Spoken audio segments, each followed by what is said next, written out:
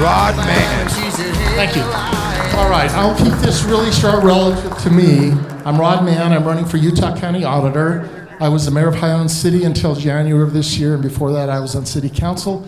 And anybody that lives in my city can attest that I was very transparent. You can ask Kristen.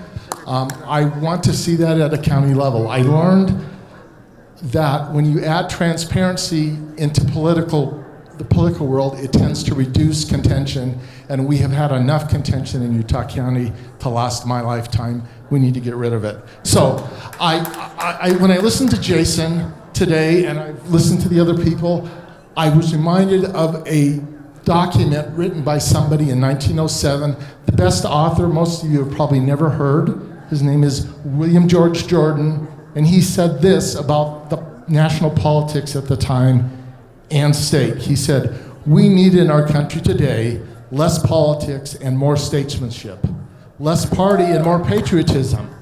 Does that remind you of anything, Jason? We need an awakening. Back then they needed awakening to higher ideals. We need a higher conception of America's place and destiny in the evolution of the world. We need something nobler as a purpose than our self-centered complacency at the material prosperity of the nation. This was over 100 years ago. For there is a moral and ethical success that is never rung up on a cash register. We need the scourging of the money changers out of the temple of legislation. That applies to us today more than it did 100 years ago.